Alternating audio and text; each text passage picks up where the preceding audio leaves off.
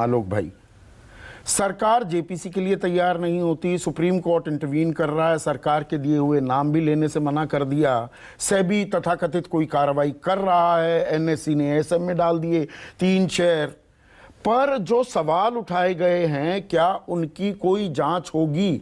ED हम देखते हैं कि बात बात पर वो तो जहां उसका दिल करता है हर रोज छापे हो रहे होते हैं ईडी के। या डीआरआई, अगर मॉरिशस रूट से पैसा आया हुआ है और उन कंपनियों ने, उन फंड्स ने 80 से 99% तक पैसा सिर्फ और सिर्फ अडानी समूह में ही लगाया है, तो इसकी तहकीकात भी क्या नहीं होनी चाहिए? और करेगा कौन?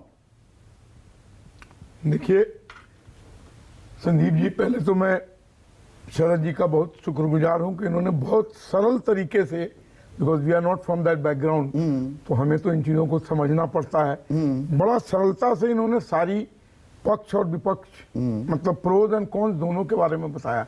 लेकिन मैं एक चीज, before I come to your answer, मैं इनसे एक चीज पूछना चाहूंगा, जो बार बार आप कह रहे हैं कि इसका सार्वजनिक पटल पर उजागर होना चाहिए रिपोर्ट, तो उसमें तो 100 रुपया रिक्शा वाले का भी पैसा है और उसमें बहुत बड़े आदमी का भी पैसा है।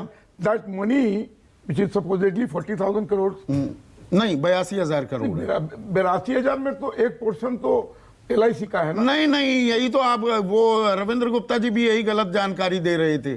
82,000 करोड़ बैंकों का है, 35,000 करोड़ ओके LIC का है। वेदर इट इज बैंकिंग और वेदर इट इज LIC, उसमें आम आदमी का पैसा है ना, उसमें तो 500-500 रुपए वाले भी लोग हैं, तो वही तो जरूरी हो जाता है। उनको अगर आप वो सार्वजनिक रिपोर्ट करेंगे तो उनके तो पल्ले ही कुछ नहीं पड़ेगा, they will fail to understand.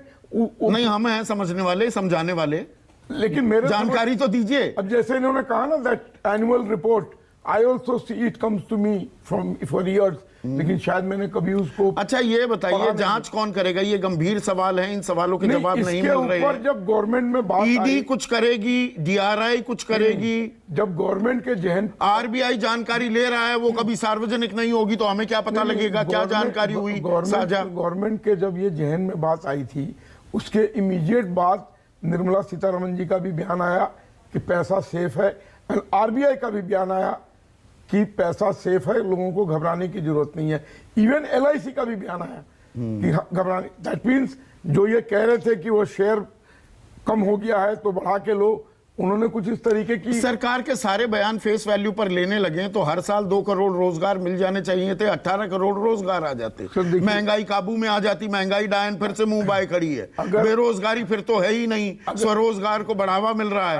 अगर उन बातों पे आप जाएंगे तो यहाँ फिर आप हरिश्चंद्र ढूंढते रह जाएंगे।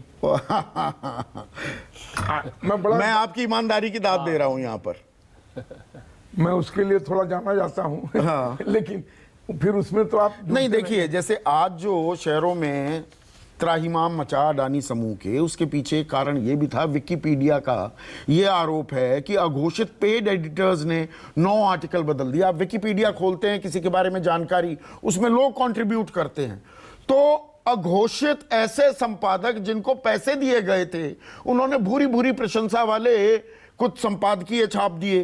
फेक अकाउंट मिले 22, जिन्होंने ग्रुप पर बड़े अच्छे कसीदे पढ़ने वाले आर्टिकल लिखे थे।